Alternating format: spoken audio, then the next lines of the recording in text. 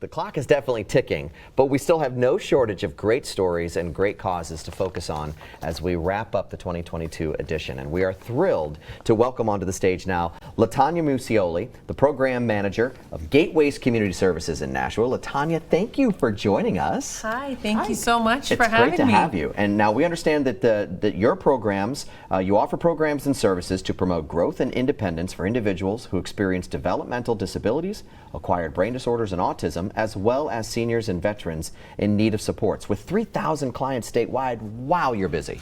Very busy. You got a lot going on. Tell us a little bit more about these programs. What do you do?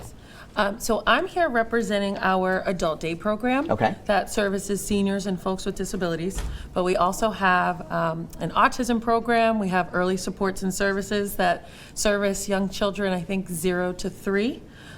We have programs for adults living in the community that require some supports to remain independent.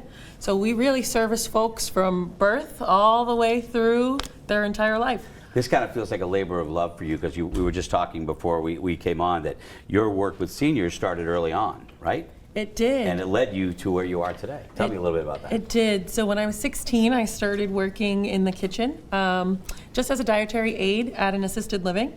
And I knew from that point on that I loved working with seniors. So the rest is history. I love that. You talked about with the program that you just described, independence. That word just resonates with me because I get the sense that people just live happier, healthier, more rounded out lives if they're able to have that sense of independence, being able to live on their own, decide on their own. Is that like one of the key common goals that you have in your program? Absolutely. So the purpose of our Adult Day Center is to allow folks that are living in the community to attend the program during the day. And we provide meals, snacks, different activities, and opportunities for them to socialize. This allows them to be somewhere safe with some supervision. They may not be safe to stay at home by themselves. And this also allows their caregivers some respite time. So they're able to work or get some appointments done, go grocery shopping. So this is really an alternative to assisted living or long-term care that allows seniors and folks with disabilities more of an opportunity to remain in the community as long as possible. And how key is it? I mean, I know that, you know, it's now we recognize the importance of socialization with elderly. How important is that for them to have the connection with other people, to be able to interact with other people? Because that, it seems to me, and I'm not in the business, but it seems to me that also keeps them healthy and moving. Yeah? It does. It has some medical advantages, as well as quality of life. So we had an individual who started this year, and she's 95. Can you imagine being 95 and making new friends and just, you know, having a group of people that you sit with at lunch and enjoy yourself with, trying new activities. We play basketball, we do bowling. So we do a lot of stuff that's probably not what you would be doing at home at 95 years old. Yeah, good point. Latonya, what are you hearing from the family members? Because as a very practical matter, this is a huge time investment to have a family member who has these very specific needs, maybe a lot of supervision, the kinds of services that are provided. What feedback do you get from them that you're able to give them that kind of a respite to run errands or to go work, things like that? What are they telling you? They are very grateful for our program because it allows them to kind of restructure their relationship with their loved one. You know, we were seeing people, spouses even, coming in who were just really frustrated because they may have a spouse who has dementia or Alzheimer's, and they are constantly having to redirect them during the day and maybe losing their patience. So where they're with us all day long, they get to go home and enjoy being the husband or enjoy being the wife.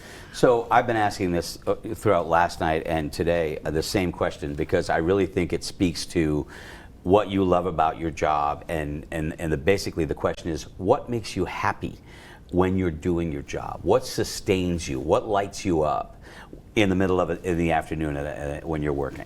So it's not like a normal work environment. My office is located in the center.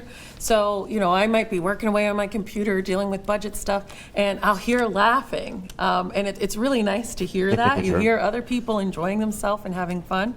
We're also located inside of a high school. So we're located inside of Alvern High School in Hudson.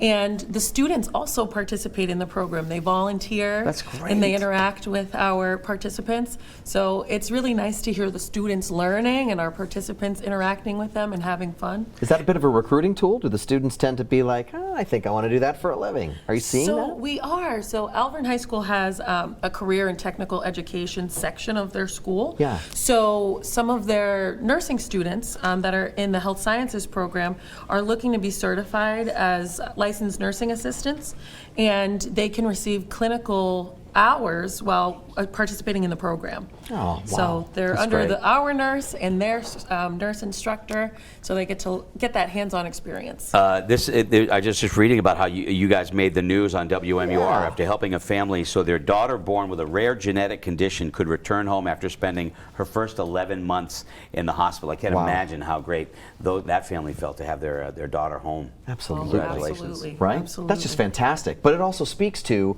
maybe the level of need. 11 months in the hospital, that's a Right. long stretch, and Sure. that's going to be an emotional drain on a family, on parents. So, that's fantastic that you were able to help make those kinds of And connections. that's one facet of what you do. Right. Yes, that's just one department for us. So. Right.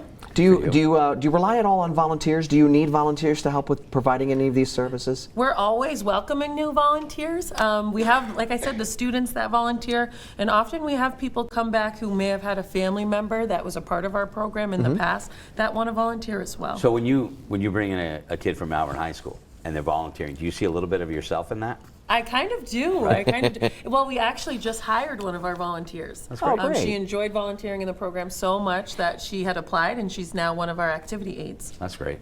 Wonderful. Really nice. Yeah. Latonya, thank you so much for your Gotta time. feel good doing that and going home at the end of the day, Right? right? It does. Absolutely. It's a fun job. Good for it's you. a fun job. Good for you. Thank you It's for your wonderful. work. Thank May you you for hear what plenty you more do. laughter in your hallways. Thank you, thank you, You're and welcome. thank Thanks, you Latonya. all. We Yeah. appreciate it. Thanks Have a so great one. much. So that's wonderful. Latonya Muccioli, Program Manager of Gateways Community Services in Nashua. Just one of the 590 that we're highlighting over the course of this New Hampshire Gives 2022. A wonderful place to park a donation. I love asking them about what I know. what brings them It's joy. great. It's because great. Because really it's a peek into their world Yeah. that we don't get to see. Like, the fact that, Latonya was just saying she loves to hear laughter. Like, I don't know, but like my mom and dad are older, all right? They're elderly, obviously.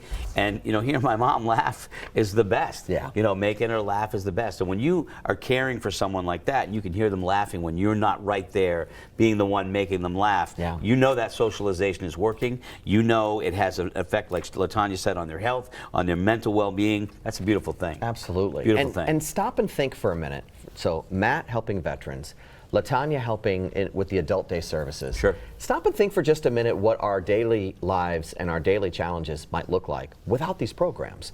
And I'm not saying that this is an event that prevents the sort of existential threat to nonprofits, but if you just stop and think for a minute what we would be dealing with if these folks weren't doing what they do every day. Because like you point out, they're not in the spotlight, but they're doing such critically important work to help families get through challenges that in some cases aren't month to month or year to year. They're hour by hour and minute by minute of dealing with some of these challenges that no one would wish on anyone. So these are really important programs, and these are folks that are just unsung heroes doing their jobs every day. I love it. I said it at the beginning of today's stream that they're leading with their heart. They are. Right? They When you are. ask them, with Matt before and Latonya, you could tell they're 100% on board and they believe in what they do and they care about the people that they affect. So it's great to have people like that, so many people like that, with 590 nonprofits in New Hampshire that are participating.